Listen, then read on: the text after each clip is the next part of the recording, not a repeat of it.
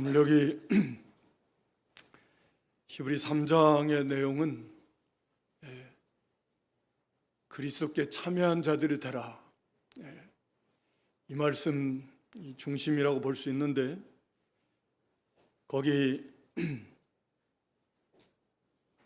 14절 말씀에 보면 우리가 시작할 때 확실한 것을 끝까지 견고히 잡으면 그리스도와 함께 참여한 자가 되리라.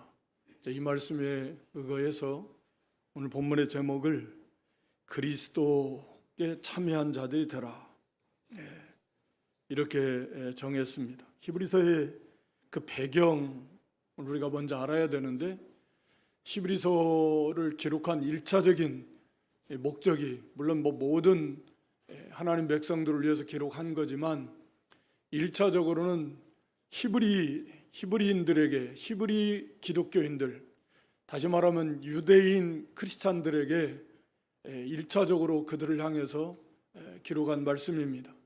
그러니까 유대인 가운데서 예수 그리스도를 믿고 이렇게 교회에 들어온 사람들입니다.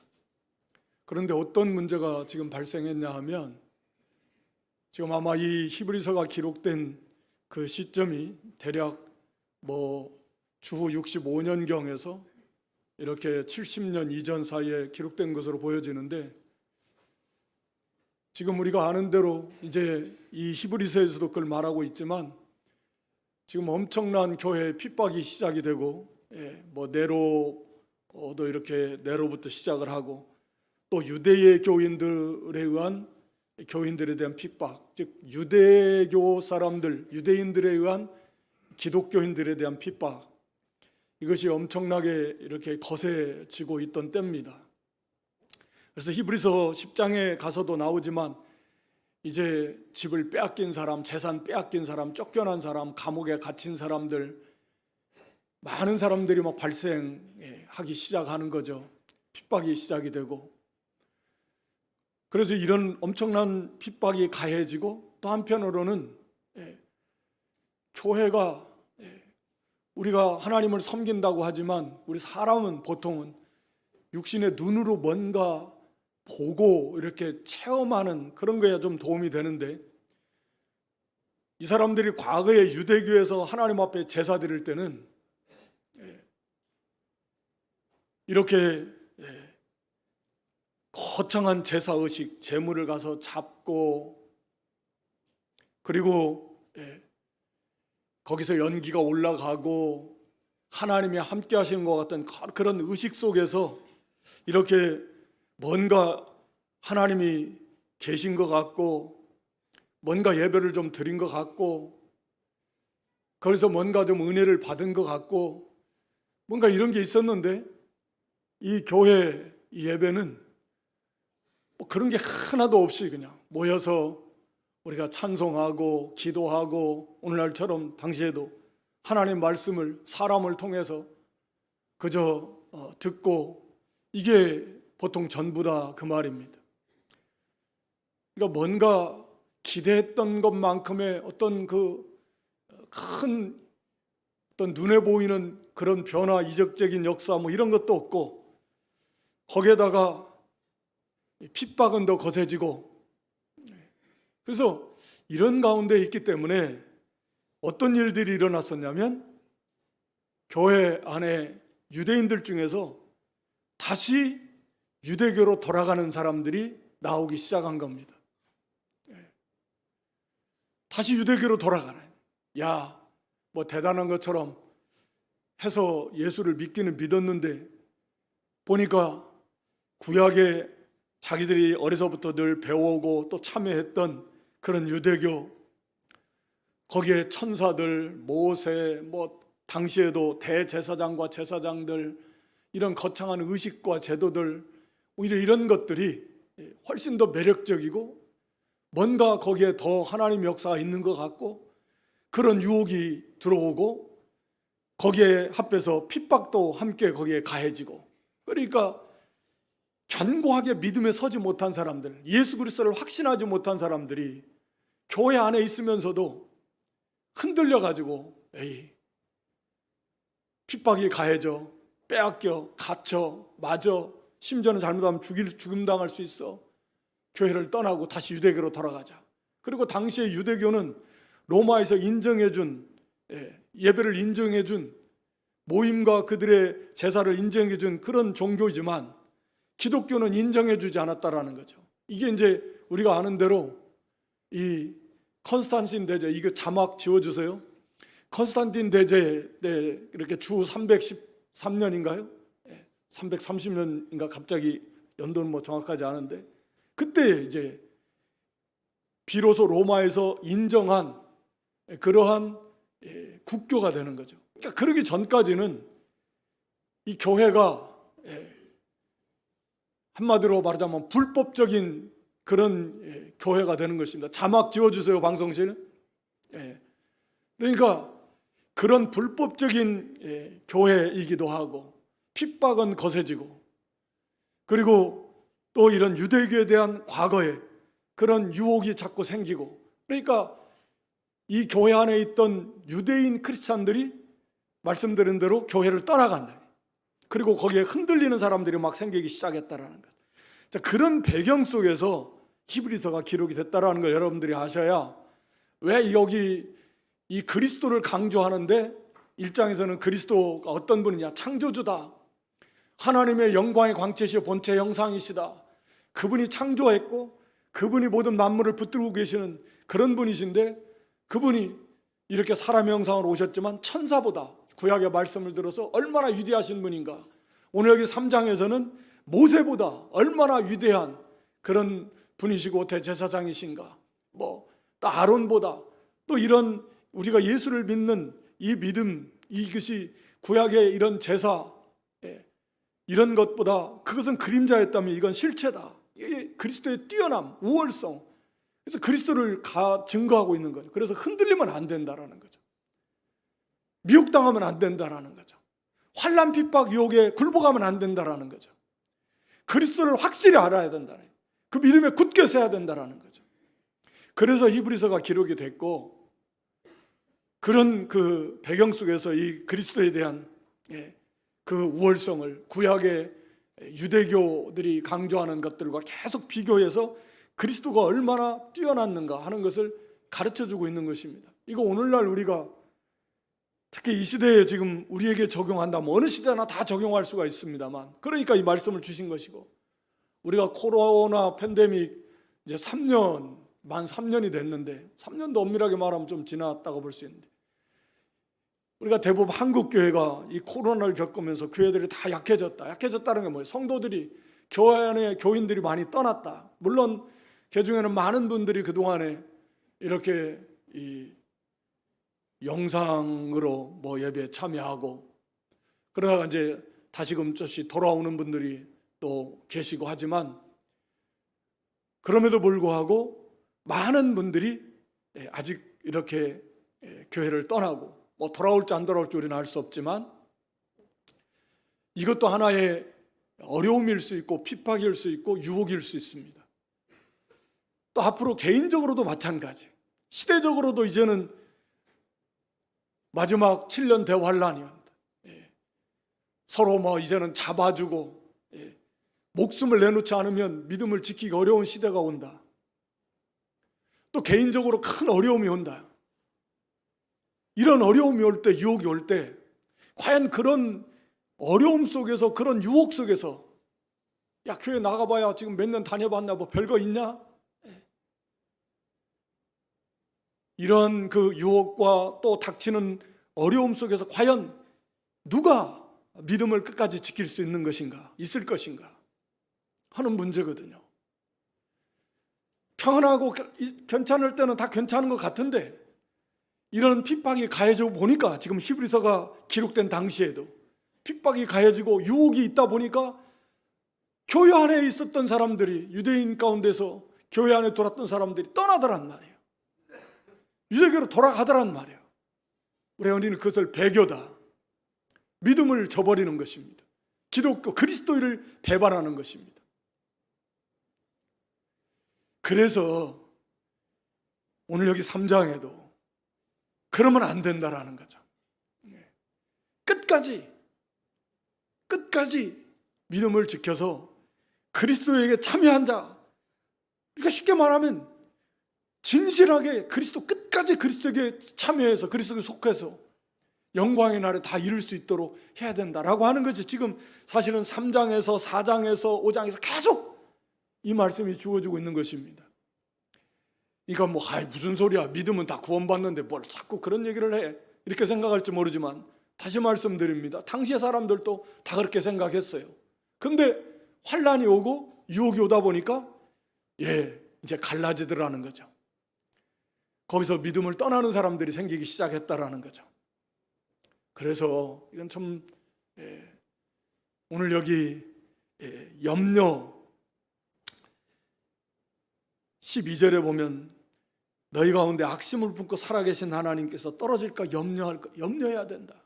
4장 1절에 가서 보면 그러므로 우리는 두려워하라. 이거 정말 두려운 문제예요. 오늘 본문의 말씀은 그래서 참으로 구원받은 형제들, 거기 1절에 그래요. 그러므로 함께 하늘의 부르심을 본 거룩한 형제들아, 이 구원받은 성도들을 향해서 주는 말씀이에요. 함께 하늘의 부르심을 입은 거룩한 형제, 우리 성도들아, 우리가 이 믿는 믿음에 굳게 서서 끝까지 떨어지지 말고, 믿음에서 떠나지 말고, 배교에 참여하지 말고 예수 그리스도께 참여하는 자들이 다 되자라고 이렇게 격려하면서 또 경계하면서 위로해주는, 또 권면해주는 그런 말씀이 본문의 말씀입니다. 그래서 이 제목을 그리스도께 참여한 자들이더라, 어떻게 하려면 그리스도께 끝까지 참여해야 되는가, 참여할 수 있는가, 거기 6절하고 14절에 이미 답을 주고 있습니다. 6절에 그리스도는 그의 집 맡은 아들, 그 집이라는 건 한마디로 말하면 교회를 말합니다. 참교회, 구원받은 성도들의 연합된 그 집을 말하는데, 하나님의 집, 그 집을 맡았다, 그 집 위에 다스린다, 그런 의미인데, 집 맡은 아들로 충성했다. 모세와 지금 비교해서 모세보다 얼마나 뛰어난가. 모세는 그 집에서 사환으로 충성했지만 예수님은 그 집의 하나님의 아들, 그 집의 주인 되시는 하나님의 아들, 하나님의 나라, 그 교회의 주인 되시는 하나님의 아들로서 충성하다. 그러니까 모세와 비교할 수 있습니까? 그 충성했다, 그 말입니다. 그랬으니까 우리가 이제는 소망의 담대함과 자랑을 끝까지 견고히 잡으면 우리가 그의 집, 우리가 바로 참 교회, 참 성도다. 어떻게 하면요? 그 소망의 담대함과 자랑을 끝까지 견고히 잡아야 된다. 이게 성도라는 거죠. 14절에 가서 보면 우리가 시작할 때 확실한 것을 끝까지 견고히 잡으면 그리스도와 함께 참여한 자가 되리라. 이게 진짜 성도의 모습이라는 거죠. 우리가 시작할 때 확실한 것이라는 말은 우리가 확신의 시작, 우리가 예수를 믿을 때는 왜 믿어야 돼요? 왜 예수를 믿습니까? 예수가 그리스도라는 것을 확신하니까 그 예수를 믿고 따르는 거 아니에요? 바로 그거요. 처음 시작했어. 왜 교회 나오는가? 왜 예수님을 따르는가? 예수가 그리스도라는 걸 믿고 확신했으니까 예수님을 따르는 거 아니냐. 바로 그 믿음과 확신을 끝까지 유지하라는 거예요. 끝까지 도중에 버리지 말고. 성도로 가면 바로 그런 자세가 필요하다라는 거죠. 그래서 이것을, 그 답을 우리가 그리스도를 확신하고 소망의 담대함과 자랑을 끝까지 견고히 잡으라. 이래야 우리가 그리스도께 참여한 자가 되는 것입니다. 그러니까 그리스도를 확신하라. 확실히 믿고, 소망의 담대함이라는 것은, 이 소망이라는 것은 이 구원의 소망을 말합니다. 우리 로마서 8장 24절 말씀에 보면 소망으로 구원을 얻었음에, 이런 말씀이 있어요. 소망으로 뭘 얻어요? 구원을 얻었습니다. 소망은 뭐 때문에 생겨요? 믿음이 있으니까 그게 소망이 되는 것입니다. 그러니까 소망의 담대함이라는 것은 우리가 소망으로 구원을 얻었으니까 그 구원을 소망하는 거죠. 부활의 산 소망, 천국의 산 소망, 우리 주님의 재림, 그 영광의 우리 구원의 완성의 산 소망, 그 구원의 산 소망이에요. 그 소망을 우리가 담대함이라는 말도 확신이라는 의미가 있습니다. 그 소망을 확고하게 붙잡고 그 소망을 자랑으로 여기면서 끝까지, 여기 끝까지가 중요해요. 여기 14절에도 끝까지라고 말합니다. 끝까지.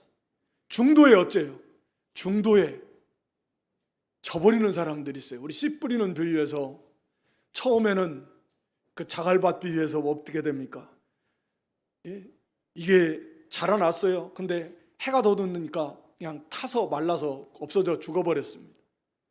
이걸 예수님이 설명해 주면서 처음에는 말씀을 기쁨으로 받아요. 근데 뭐가 오니까? 말씀 때문에, 믿음 때문에 핍박이 오니까, 환란이 오니까 그만 어떻게 해요? 오늘 여기 히브리서 이 대상 떠났던 사람들처럼 그만 믿음을 배반합니다. 그런 사람들이 교회 안에 분명히 있다라는 거예요.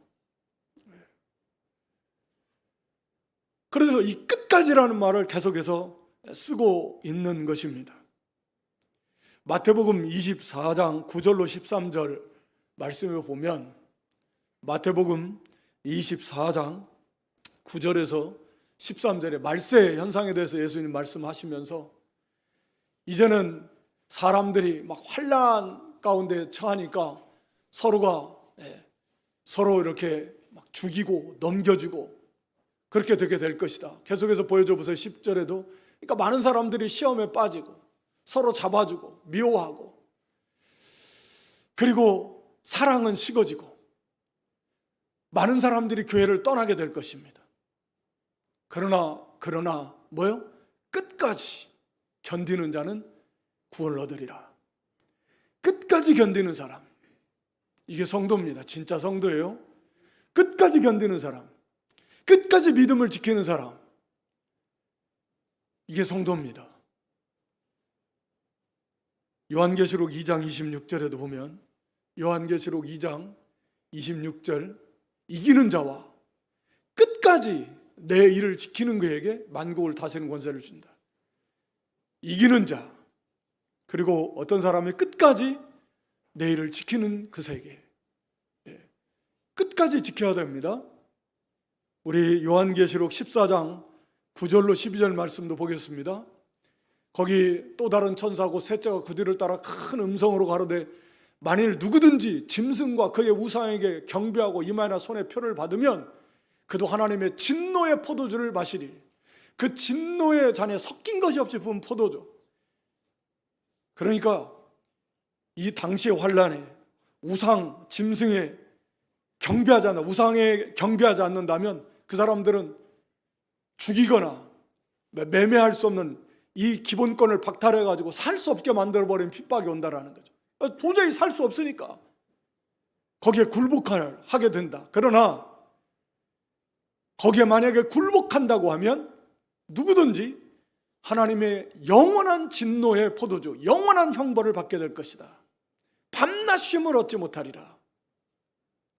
그래서 12절 13절에 보면요, 성도들의 인내가 여기 있다. 성도들은 이걸 알기 때문에 끝까지 믿음을 지킨다, 그 말입니다. 여기에 끝까지라는 말은 없지만 그 의미가 포함되어 있는 거예요. 성도들의 인내가 뭐예요? 끝까지 참는 거 아니에요. 성도들의 인내가 여기에 있습니다. 이걸 알아요. 그래서 끝까지 참는 것입니다. 하나님의 계명과 믿음을 지키는 자니라. 성도들의 인내가 여기에 있는 것입니다. 그래서 끝까지 믿음을 지켜야 한다. 오늘 여기 본문에서도 히브리 그 6장 그 뒤에 11절에 가서도 그렇게 말씀합니다. 우리가 간절히 원하는 것은 너희 각 사람이 동일한 부지런을 나타내어 끝까지 소망의 풍성함에 이르러서 약속을 유업으로 받는 자가 되기를 원하는 것이다. 중도에 일시적으로 믿는 것처럼 보였는데 환란이 오고 유혹이 오니까 그만 믿음을 저버리는 그런 자리에 빠져서는 안 된다라고 하는 거죠. 끝까지, 그 믿음의 끝까지 어떠한 유혹이 오고 어떠한 환란, 어떠한 고난이 와도 그 믿음을 지켜야 된다. 그게 진짜 성도다. 뭐 이 코로나 앞으로 이보다 훨씬 더 확률이 아니라 말씀의 근거에서 본다면 우리가 겪어보지 못한 어려운 일들이 더 큰 어려움, 더 큰 혼란스러운, 더 큰 두려운 일들이 일어나게 될 것이다. 성경이 말하고 있잖아요. 주님의 재림이 가까울수록. 이런 어려움들이 올 때, 말씀드린 대로 개인적으로 또 어떤 어려움이 올 때 어떻게 할 것인가 라고 하는 것입니다. 그러니까 그러면 뭐 믿었다가 예수 믿었는데 그러면 취소돼. 그게 아니고 속은 거죠. 진실한 믿음이 아니었다라는 거죠. 진실한 믿음을 가진 사람이라면 그렇게 할 수 없다. 일시적으로 그랬다가도 다시 돌아오는 것이지 떠나가 버릴 수 없는 것입니다.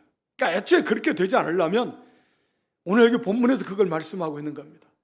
끝까지 우리가 확신하고 이런 환난 가운데서 이런 유혹 속에서도 예수 그리스도를 끝까지 확신하고 그 소망의 담대함 속에서 견고하게 믿음을 지키려면 어떻게 해야 되느냐 라고 하는 말씀이죠.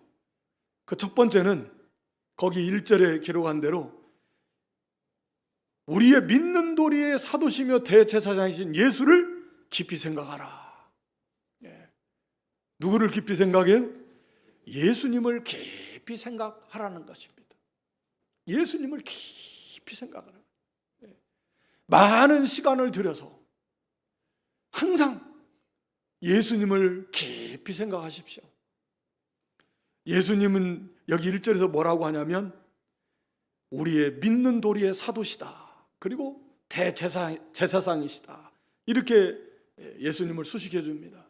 믿는 도리라는 건 우리가 믿는 진리, 우리의 신앙의 고백, 우리가 예수님이 어떠한 분이다, 예수님이 하신 일이 무엇이다, 그 예수님 우리가 믿잖아요. 그러니까 우리가 교회에 나오고 예수님을 따르는데 바로 그 믿는 우리 신앙 고백의 그 진리, 그 예수님, 그것을 깊이 생각하라는 것입니다. 왜 깊이 생각하라나? 깊이 생각할 때 우리가 잘 아는 시편 1편 2절의 말씀에 보면 복 있는 사람은 악인에게 죄인의 길 5만 원짜리 앉지 않으냐고, 그 다음에 중요한 게 뭐죠? 오직 여호와의 율법을 즐거워하여 그 율법을 주야로 묵상하는 자로다. 묵상이라는 게 마음속으로 깊이 생각하는 거잖아요. 왜 복 있는 사람이 여호와의 율법을 즐거워하여 그 율법을 주야로 묵상하는가? 그 묵상이 깊이 생각하니까 그 속에서 그 말씀이 그 사람의 마음에 심어지고 새겨지고 깨달아지고, 그래서 그 말씀이 그 사람의 확신 가운데 그렇구나 이 깨달아서 그 말씀이 그 사람의 사고가 되고 가치관이 되고 그 말씀대로 행하게 된다라는 거죠. 그러니까 그의 삶이 형통하게 되는 거죠. 그래서 말씀을 묵상하라는 거죠. 그 말씀을 묵상할 때 하나님 은혜를 베풀어 주신다라는 거죠. 그 시편 49편 3절 말씀만 보면 시편 49편 3절에 내 입은 지혜를 말하겠고 내 마음은 명철을 묵상하리로다. 여기 명철을 묵상하리로다 그랬는데요, 바른 성경은 이 말씀을 그냥 쉽게 내 마음의 묵상은 깨달음을 가져올 것이다. 이 명철이라는 말이 이 깨달음, 지식, 이해, 분별 이런 의미거든요.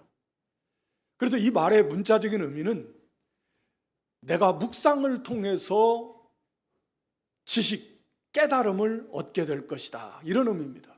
근데 개역성경을 명철을 묵상한다라고 좀 모호하게 번역을 했는데, 그래서 바른 성경을 내 묵상함으로 깨달을 것이다, 묵상을 통해서 명철을 얻을 것이다, 깨달음을, 지식을, 이해를 얻을 것이다 그런 의미입니다. 하나님의 말씀을 묵상함으로써 원수보다 스승보다 다 지혜롭게 된다 그랬습니다. 여호수아 1장 8절에도 보면 하나님께서 여호수아에게 네가 하나님 말씀을 지키기 위해서 먼저 해야 될 것이 하나님의 말씀을 항상 네 마음 묵상하고 너에게 가까이 둬서 네 마음에 새기라는 거예요. 그래서 말씀을 순종하라는 것입니다. 그러니까 말씀을 묵상할 때 그게 그 여기 예수님을 깊이 묵상할 때 예수님을 깨닫게 되고 예수님이 메시아심을 확신하게 되고 예수님에 대한 믿음이 더욱 견고해지고 예수님을 더 그만큼 깨달아 알게 된다. 그래서 예수님을 깊이 묵상해야, 예수님에 관한 진리를 깊이 묵상해야 그 가운데서 하나님의 은혜 속에서 예수님을 확신할 수 있고 그분의 십자가 부활, 그분이 하나님의 아들, 오직 예수 그리스도만이 우리 구원의 주님, 이런 확고한 믿음에 설 수 있는 기본적인 토대. 우리가 예수님을 믿었지만 그 예수님을 확고하게 붙들려면 예수님을 깊이 묵상하십시오. 깊이 묵상하세요. 깊이. 예수님이 하신 일, 히브리서에서만 보면, 히브리서 1장에 한번 이렇게 한 장 살짝 넘겨보면 히브리서 1장이 나올 겁니다. 나오죠. 예. 거기 히브리서 1장에 보면 예수님을 뭐라고 하냐면 2절에 예수님을 만유의 후사로 세우시고 저로 말미암아 모든 세계를 지으셨느니라. 만유의 후사, 만유의 후사라는 말은 하늘과 땅의 모든 권세를 내게 주셨다. 예수님 말씀하신 것처럼 만유의 절대적인 그런 주권, 주인의 권리를 가지고 다스리시는 면을 말하고 또 세계를 지으신 창조주라고 말씀하고 있고 3절에 가서는 예수님은 하나님의 영광의 광채시다. 영광의 광채시다 라는 말은 그냥 예수님 자신이 하나님의 광채를 비춰내는 분이시다, 그런 의미입니다. 그러니까 예수님 스스로가 교회나 뭐 선지자나 또는 하나님의 말씀을 받아서 전해주는 거고, 뭐 달처럼 햇빛을 받아서 비춰내는 거지만 예수님은 예수님 자신이 예수님 속에서 하나님의 영광의 광채를 비추어내는 분이다. 그러니까 하나님이시라 그 말입니다. 그러니까 영광의 광채시라는 말은 그런 의미예요. 그러니까 하나님이십니다. 또 이 본체의 형상이시다. 본체의 형상이라는 그 말은 이 문자적인 의미는 이 도장, 이 양각 도장처럼 새겨가지고 딱 찍는, 도장을 새겨가지고 딱 찍으면 그 새긴 거나 찍은 거나 똑같다라는 거죠. 그러니까 예수님의 하나님의 본체라는 것이 말 그대로 하나님의 실체, 하나님의 본질, 하나님의 본체의 형상이라는 말은 하나님께서, 예수 그리스도는 하나님께서 자신의 존재 자체를 예수님에게 다 찍어가지고 새겨서 하나님과 완벽하게 일치되는 분이시다, 그런 의미입니다. 그러니까 성부 하나님과 예수님은 완전히 일치되는, 완전하게 일치되는 분, 하나님이시라는 거죠. 그 예수님 안에서 하나님의 광채를 그냥 비춰내시는, 하나님의 광채, 하나님의 빛을 비춰내시는 분, 그게 영광의 광채시고 하나님과 똑같은 분, 그런 본체의 형상이시다. 바로 예수가 그런 분이십니다. 만물을 말씀의 능력으로 붙들고 만물을 섭리하고 다스리시는 분이 예수 그리스도시고, 죄를 정결케 하시는 일, 십자가, 그리고 부활하셔서 높은 곳에 계신 위엄의 우편에 앉으신다. 간략하게 다 말씀하고 있습니다. 2절 3절에 십자가에서 대속의 죽음을 죽으시고 부활하시고 승천하셔서 하늘 보좌 우편에 앉아 계시는 그분이 바로 예수 그리스도, 우리 믿는 신앙 고백의 사도라는 말은 보내심 받았다. 하나님이 직접 보내신 분은 예수 그리스도밖에. 하나님께서 하나님의 모든 은혜, 모든 진리, 우리 요한복음 1장에 나온 대로 은혜와 진리가 충만한 하나님의 은혜, 하나님의 진리가 그리스도 안에 다 있습니다. 하나님이 보내신 사도, 하나님의 전권대사, 그분이 바로 예수 그리스도십니다. 그래서 그분을 깊이 이 말씀 묵상하면서 예수님을 깊이 생각하라. 그러면 그 예수님에 대한 그런 확고한 그런 믿음이 하나님 은혜 속에서 그 마음 속에 새겨지게 될 것이다. 그래서 어떠한 유혹이 오고 환란이 오고 핍박이 온다고 해도 예수님을 믿는 믿음에서 흔들리지 않고 떠나지 않을 수 있다. 예수를 깊이 생각해야 하라 하는 말입니다. 그 다음에 두 번째는 거기 이제 7절 이하에서 쭉 주시는 말씀인데, 구약의 이스라엘 백성들이 광야에서 실패했던 사건을 예를 들어서 우리에게 주시는 말씀입니다. 구약에 우리가 여기 16절부터 보면은 모세를 쫓아서 애굽에 나온 사람, 그들이 하나님의 진노를 받아서 광야에서 다 멸망했고, 가나안 땅에 들어간 사람들은 뭐 여호수아, 갈렙, 그리고 20세 그 미반된 자녀들, 제2세들, 그런 사람들 가나안 땅에 들어갔습니다. 이것은 우리에게 신약시대를 살아가는 모든 성도들에게 주는 하나의 모형적인 실제적인 사건이었다. 어떤 모형이냐? 하나님께서 애굽에서 그들을 불러낼 때 모세를 통해서 가나안 땅으로 그들을 인도하시겠다라고 약속하시고 그들을 애굽에서 건져냈습니다. 바로 이것은 오늘날로 말하면 하나님께서 우리를 천국으로 인도하시겠다고 우리를 애굽 같은 세상에서 구원해냈다, 건져냈다, 거기에 참여한 자들이다, 이것을 나타내는 하나의 모형적이고도 실제적인 사건이라는 것입니다. 그러면 그 애굽에서 나온 모든 이스라엘 백성들이 다 가나안 땅에 들어갔느냐? 우리가 잘 아는 대로 못 들어갔습니다. 하나님이 가나안 땅으로 인도하시겠다고 약속하시고 그걸 따라서 나왔는데 그들이 왜 못 들어갔는가? 왜 못 들어갔는가? 결국은 결론적으로 말하면 19절에 보면 이러보건대 저희가 믿지 아니하므로, 하나님을 따라서 모세를 따라서 애굽에서 나왔는데 결국은 믿지 않았다라는 거죠. 하나님께서 그들을 가나안 땅으로 인도해 주실 것이다라고 하는 그것을 믿지를 않은 거예요. 그래서 믿지 않았기 때문에 따라는 나왔는데 믿지 않았다. 그래서 가나안 땅에 못 들어갔다. 이것이 우리 신약 시대를 살아가는 우리에게 주는 메시지는 뭐냐? 여기에 담겨져 있는 교훈은 뭐냐?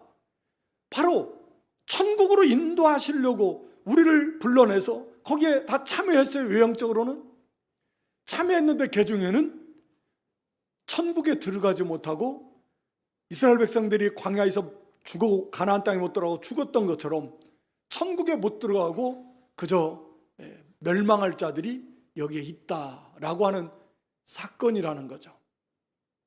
이걸 그런 모형적인 사건입니다. 그러니까 가나안 땅에 못 들어갔다고 그들이 구원 못 받았다라는 말이 아닙니다. 그것이 예표하는 그런 그 교훈이 그렇다라는 얘기예요. 거기에는 구원 받은 사람도 있고 못 받은 사람도 섞여 있겠지만 바로 그런 것처럼 우리 신약 시대에도 똑같다라는 거죠. 나와서 같이 따라가는데 광야에서 그들이 원망하고 불평하고 그래가지고 결국은 다 망했다. 마찬가지로 지금도 그런 광야처럼 우리도 가는데 결국은 못 들어가고 망해버리는 사람들 있을 수 있다. 지금 이미 유대교로 돌아간 사람들이다. 그래서 그 실패를 통해서 뭘 교훈하냐면 예수를 깊이 생각해야 되고, 왜 이들이 그렇게 됐는가? 그런 자리에 빠지지 않으려면 어떻게 해야 되느냐? 거기 7절 이하에 말한 대로 성령이 이르신 바와 같이 오늘날, 언제나 이건 현재형입니다. 오늘날 지금 우리도 너희가 그분의 음성을 들을 때, 말씀을 들을 때에는 8절에 말한 대로 노하심을 격동하여 광야에서 시험하던 때와 같이 너희 마음을 강팍케 하지 말라. 그래서 두 번째는 마음을 강팍케 하지 말라는 것입니다. 첫 번째, 예수님을 깊이 생각하고, 예수님을 깊이 생각하면 당연히 마음이 강팍하게 되겠습니까? 그렇지 않습니다. 그러나 한편으로는 우리가 마음을 강팍하게 하지 말라. 마음을 강팍하다라는 말은 우리가 잘 아는 대로 길가와 같은 마음이요, 말씀을 들어가지를 않아요. 마음이 강팍해지면 마음이 딱딱하게 굳어졌으니까. 그러니까 마음을 강팍하게 하지 않으려면 거기 10절에 그러므로 내가 이 세대를 노하여 가로되 저희가 항상 마음이 미혹되어, 항상 마음이 미혹이 돼가지고 내 길을 알지 못하는도다. 마음이 항상 미혹이 됐다라는 거예요. 이 사람들이 지금 겉으로는 애굽에서 나와가지고 모세를 중심으로 해서 지금 하나님의 뭐 구름기둥 불기둥을 따라서 겉으로 볼 때 하나님을 따라가는 것처럼 보이는데, 이 사람들의 마음은 항상 미혹이 되어 있었다. 처음부터. 그래가지고 하나님의 길을 몰라요. 하나님이 인도하시는, 왜 광야를 가야만 되고, 왜 이렇게 먹을 것도 없고 마실 물도 없고, 왜 이 땅에 살아가는데 고난이 있어야 되냐, 왜 이렇게 어려운 일을 겪어야 되냐, 하나님이 인도하시는 그 하나님의 길을 알지를 못해요. 그러니까 막 진짜 하나님 계신 게 맞냐, 그러니까 막 시험하고, 하나님 계시다면 어떻게 이런 일이 생기냐, 뭐 이런 말이나 하고, 하나님 계신 증거를 한번 보여, 하나님 진짜 할 수 있어? 이 많은 사람을 무슨 수로 먹여? 그렇게 계속 시험하는 거죠. 하나님 보여줘도 결국은 마음이 미혹되어 있기 때문에 하나님의 길을 몰라요. 하나님이 인도하시는 그 하나님의 뜻을 모릅니다. 마음이 왜 미혹이 되어 있어요? 죄의 유혹이라 그랬는데, 거기 13절에는 누구든지 죄의 유혹, 미혹, 죄의 유혹으로 강팍게 됨을 만하라.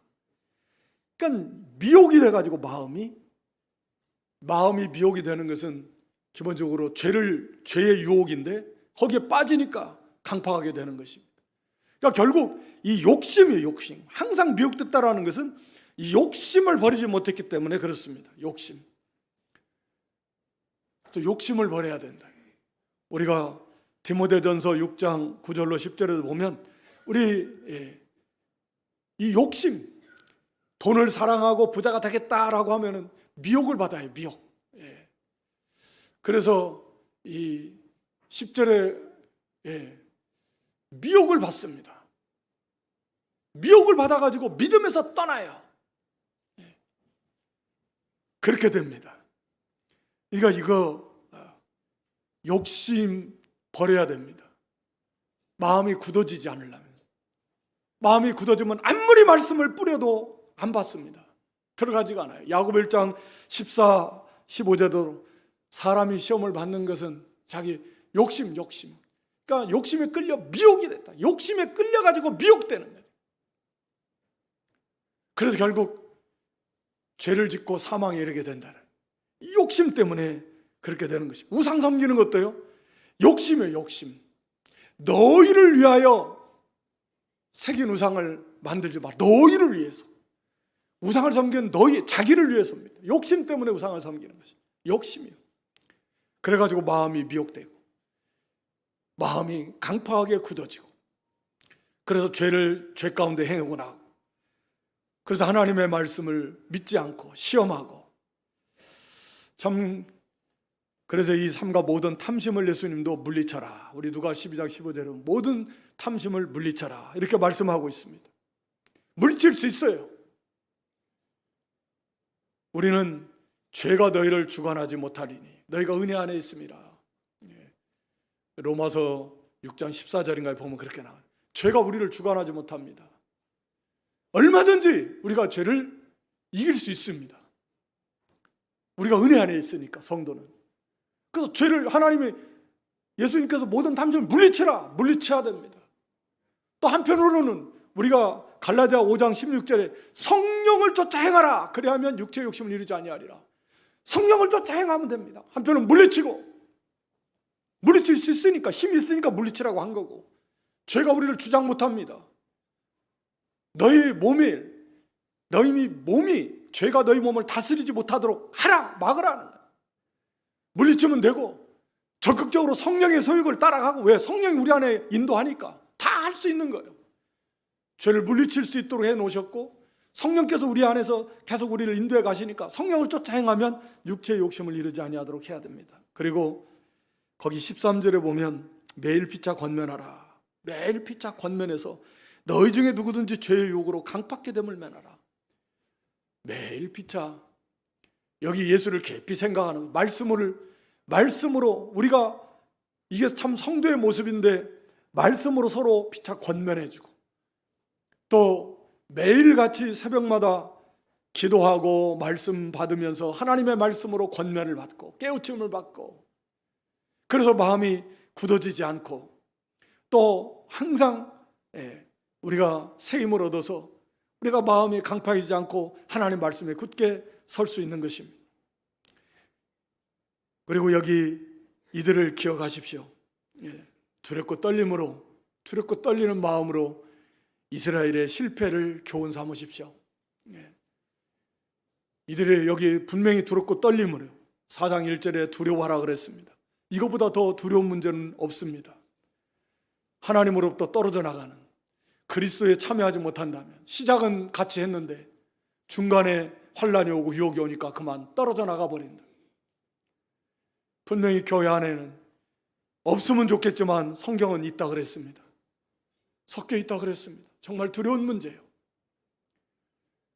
그러니까 바라기는 교회는 지상 교회를 말하는 거니까 어떤 교회는 100% 순수 알곡들만 있는 교회도 있을 것이고 어떤 교회들은 알곡과 가라지가 섞여 있는 교회도 있을 것이고 비율은 다 다를 것입니다만 바라기는 우리 교회가 알곡들만 가득한 단 한 영혼도 떨어져 가는 그리스도에 참여하지 못하는 그런 성도가 없기를 바랍니다.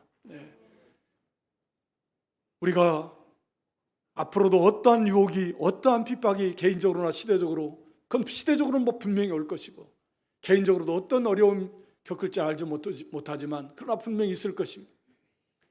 그럴 때라도 우리가 흔들리지 않고 끝까지 믿음을 지키려면 끝까지 그리스도에 참여한 자들이 되려면 우리가 깊이 예수님을 묵상하시고 진리를 묵상하시고 깊이 생각하시고 그리고 마음이 굳어지지 않도록 날마다 우리 욕심을 쳐서 물리치고 성령의 소욕을 따라 행하고 매일매일 말씀으로 권면을 받으십시오. 매일 말씀을 읽으시고 새벽마다 나오시기 힘들면 매일매일 말씀을 읽으시고 또 이렇게 우리가 배운 말씀을 책임질하시고 그 말씀으로 계속 하나님의 권면을 받으십시오. 그래서 마음이 굳어지지 않도록 힘을 쓰십시오. 그리고 이 실패에 두렵고 떨림으로 교훈을 받아서 결단코 그 자리에 내가 가지 않겠다. 이런 마음을 가지고 우리가 언제나 예수님과 더 친밀한 가운데서 끝까지 견고하게 이 믿음에 서서 어떠한 유혹, 어떠한 환난도 다 이겨나가고 영광의 그 나라에 다 이룰 수 있는 그런 믿음 되시기를 주님의 이름으로 축원합니다.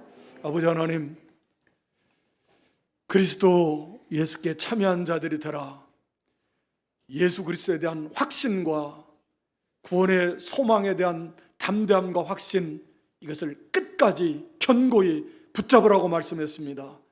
환난이 오고 유혹이 오니까 당시 유대인 크리스찬들이 믿음에서 떠나고 교회를 떠나고 유대교로 돌아가는 사람들이 있었다 그랬고 오늘날도 이렇게 코로나 유혹 속에서 어려움 속에서 또 개인적인 크고 작은 어려움 속에서 그만 믿음을 떠나고 흔들리고 교회를 떠나는 사람들이 이 시대에도 많이 있는 줄 압니다. 하나님 아버지, 우리가 날마다 예수 그리스도를 깊이 묵상하게 하시고 그 가운데서 우리 안에 예수님에 대한 확고한 믿음이 견고하게 세워질 수 있도록 은총과 자비를 베풀어 주시옵소서.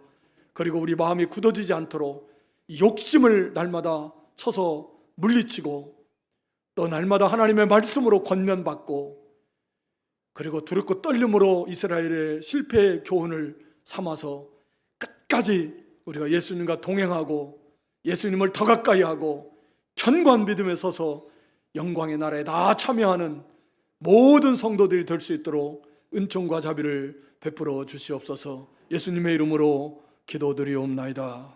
아멘.